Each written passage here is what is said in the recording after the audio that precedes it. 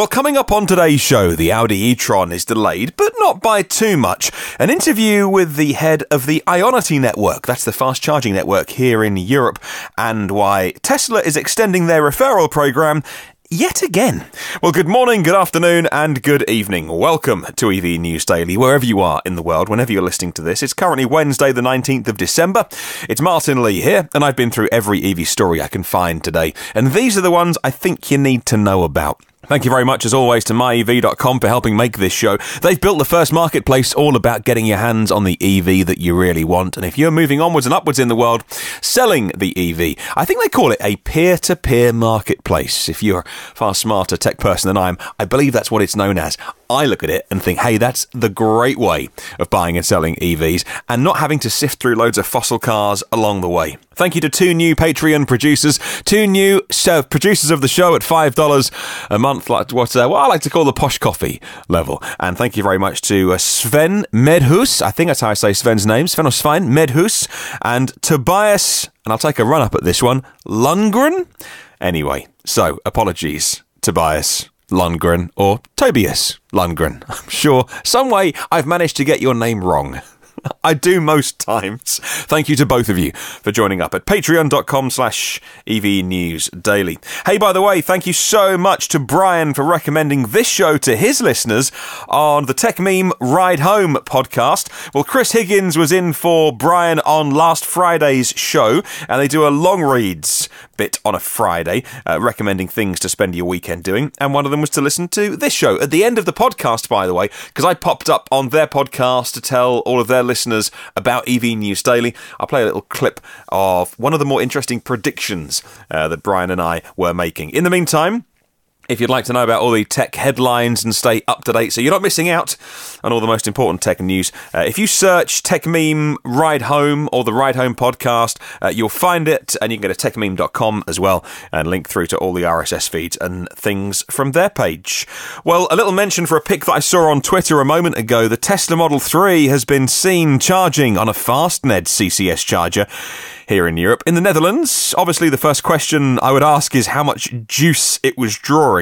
But Roland van der Put is the head of network technology for FastNed, and he was a total professional and brushed away those questions, simply replying, "It's an engineering prototype, I understood, so any charge speed data is not yet reliable." Of course, he would have that speed. It would be on file. So when the Model 3 plugged in, whether it's an engineering prototype or not, then he knows exactly how much juice it was pulling and the charge speed, but wasn't ready to tell us. Well, FastNed focus on 175 kilowatt or 350 kilowatt chargers. I would add, by the way, I have seen Roland posting graphs online on his Twitter featuring the charge curves of not quite on the market cars, like the pre-production versions, if you like. One of those being the Audi e-TRON lately. And I'm sure he asked permission to put this on, but he put the charge curve on of the Audi e-TRON, and it charged at 150 kilowatts all the way through to about 80%. Then at 80%, it took a big dip. So in other words, the charge speed slowed down. And then after that dip, it just slowly tapered. It just slowly tapered to 100%. But really, all the way to 80, which is what they've been saying all along. 80%. The Audi e-TRON taking 150 kilowatts and not missing a beat. Fabulous. By the way, if you're new to the podcast and you wonder why batteries slow down as they get full, think of the voltage of a battery, and it's a bit like the best analogy that I was ever heard. It's a bit like filling a bucket with a hosepipe. When the bucket's empty, you can have the hosepipe on full and the water's sloshing around, but it's not spilling over the top. But as the bucket gets full of water, you need to turn the tap down and regulate the flow, because if it was just on full, it wouldn't fill the bucket properly, right? And then as the bucket just gets to the very top, you're just putting final drips in to get the absolute maximum in the battery. So if you're new to the podcast and you're wondering why do EVs slow down the more full the battery gets, that's why. Well, a new inquiry by ELECTRIVE.net finds that Audi has to postpone the start of deliveries of that Audi e-tron. According to an article today by Peter Schwierz for the industry newsletter, it's clear that there was a software problem with the Audi e-tron, which is why the electric car has received type approval, it's called, type approval from the Federal Motor Transport Authority, the KBA, and it only received that approval much later than was expected, according to the ELECTRIVE inquiry. Again, there'd been talks of a software change relevant to approval beforehand. Audi has since reached out to ELECTRIVE to stress the e-tron. The Audi e-tron has made it through all those tests, the homologation, just in time for publication of that article. Larger quantities of the EV will not be delivered, though, by 2019. So by saying larger quantities of the car won't be delivered until next year, I would presume maybe some Audi e-tron owners might get theirs as a very early Christmas present in the next few days, or between Christmas and New Year. I'll put a link to the ELECTRIVE article in the show notes.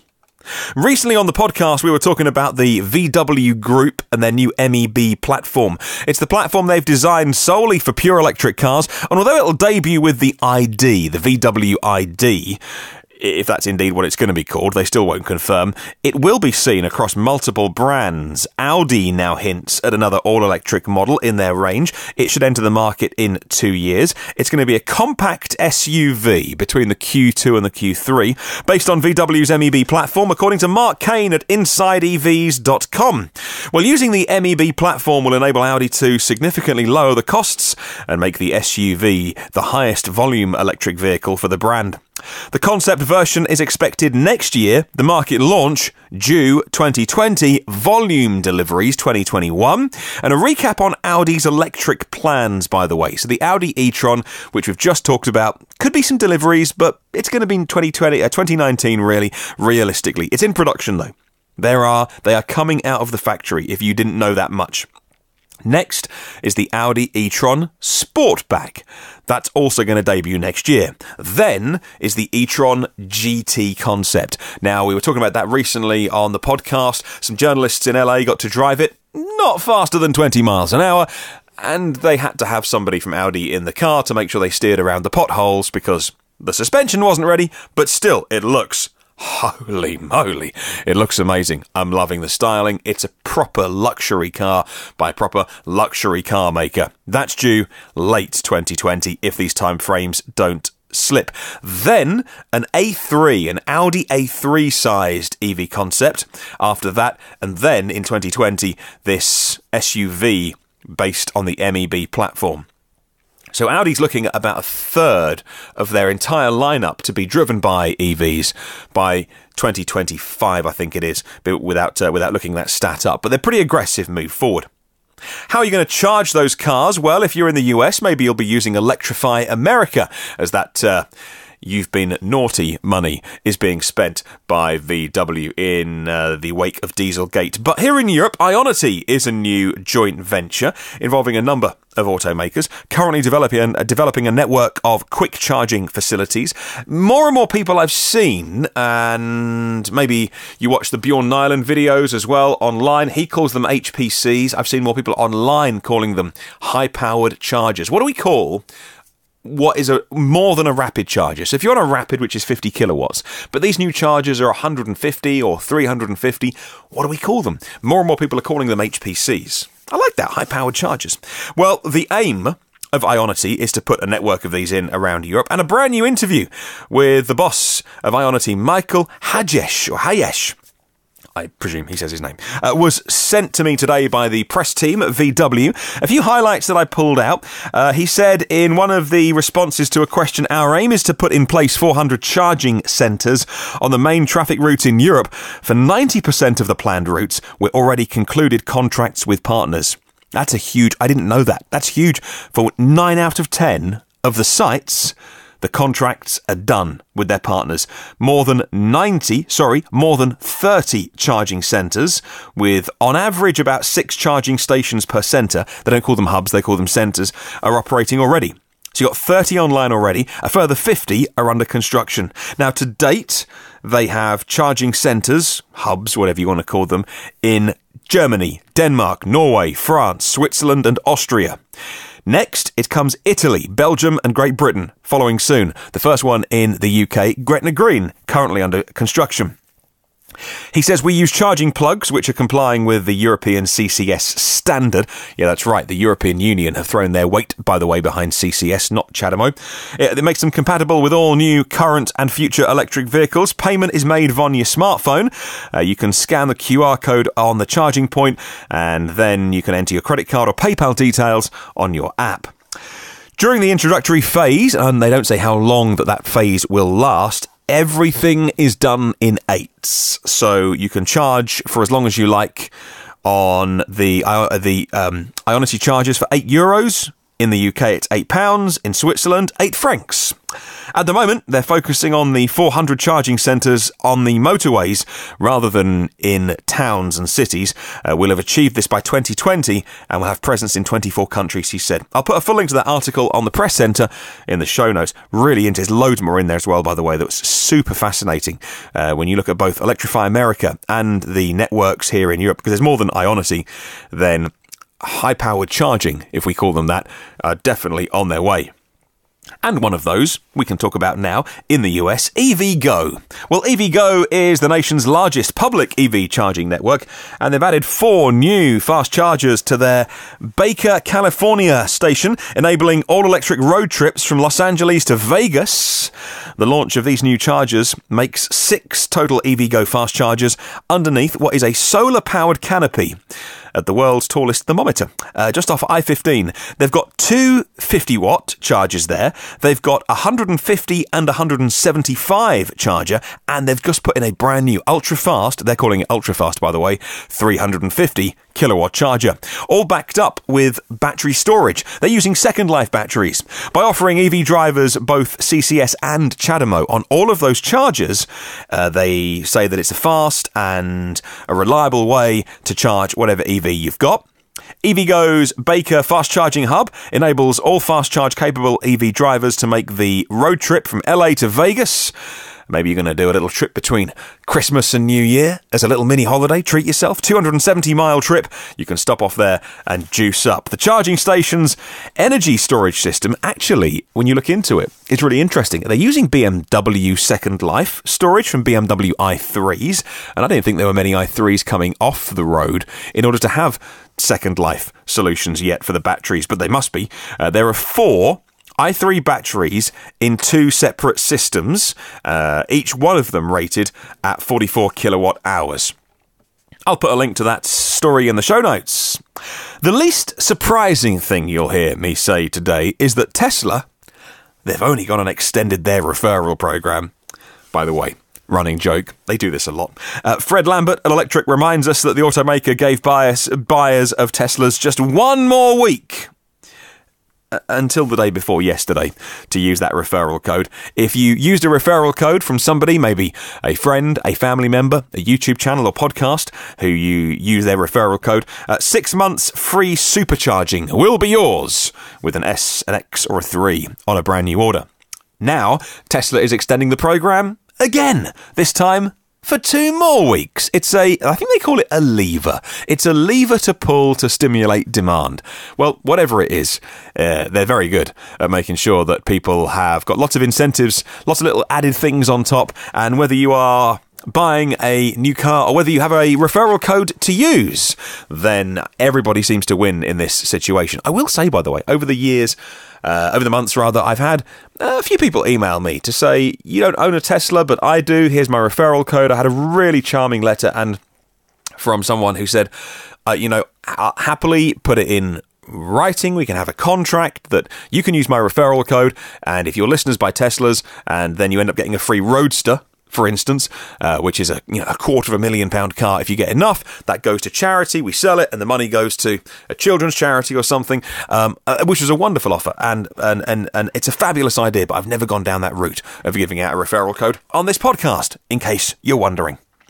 Well, the Mayor of London has today announced a new £23 million scrappage scheme, all about getting the capital's stinkiest vans off the road. It's actually in preparation for the ULEZ. That's a funny old phrase. It stands for Ultra Low Emission Zone.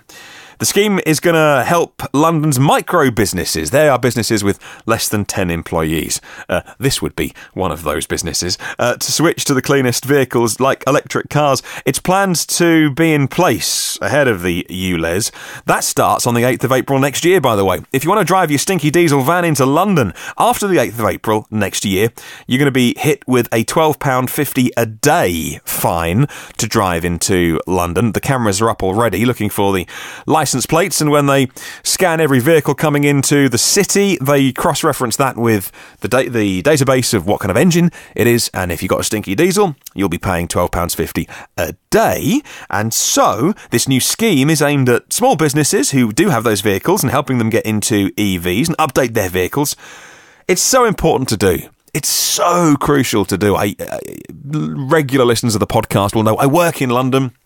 I work in the middle of London as well. Soho, Piccadilly Circus, Leicester Square, Regent Street, Oxford Street. If you've been a tourist, I work in the middle of sort of the West End tourist central. And on some days in the summer particularly, the smell of diesel fumes is just choking. Across the country here in the UK, toxic air leads to 40,000. It's been directly linked to 40,000 premature deaths every single year. That's a disgrace, and we should all be ashamed of ourselves. It increases the risk of asthma, of cancer, of dementia, and it imposes a huge financial burden on the economy. I mean, sure, this 19th century technology of making bangs and pistons fire up and down may well be the cheapest way that some people can get around, but it's costing the country £20 billion a year in healthcare costs.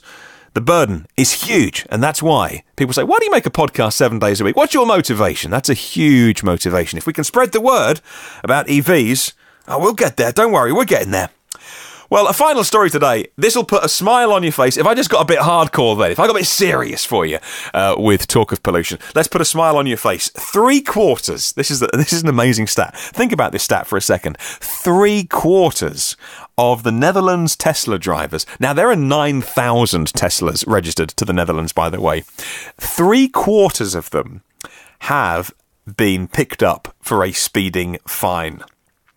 It's the highest proportion, by a long way, of any car brand, according to new figures from their National Statistics Office. It's called the CBS, and it's reporting by Dutch News. Nearly 2/3 of plug-in hybrid cars have been fined at least once in their time for speeding, showing that green car drivers, although we do love to save the environment and the air that you breathe, yeah, unfortunately, EVs can be a little bit too much fun at times. And so 3/4 of Tesla drivers there, at least, have at some point been caught going a little bit too fast. Guilty, Your Honour.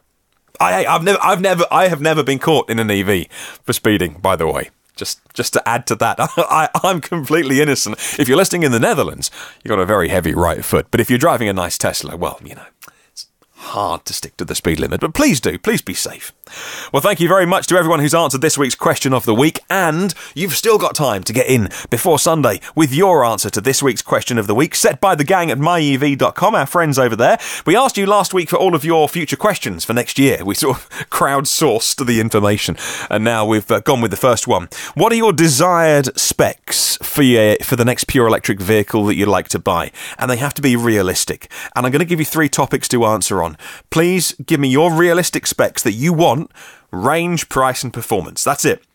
Because there's loads of things we could talk about. But stick to those 3. Range, price and performance. Realistic specs. Don't go into fantasy land here. What do you need? What do you want? Let me know. Email hello@evnewsdaily.com, and you can go to myev.com, click on research, fill it out there, or the YouTube comments. Hey, let's get onto that podcast, by the way, that I joined last Friday, the Tech Meme Ride Home podcast, and had a really good chat with Brian. It was Chris looking after the show on Friday, by the way, and they played this audio back, and Brian said to me, when do you think, as a pundit, with your pundit hat on, when do you think the US will be going electric in terms of the majority of new cars sold, more of them being EVs than fossils? And this is what I said on his podcast. And you know how Brian likes to make his wagers on when stuff is actually going to happen? Well, Brian asked Martyn when he thought the majority of cars sold would be some form of electric vehicle. According to Martyn, it's coming way sooner than you might think.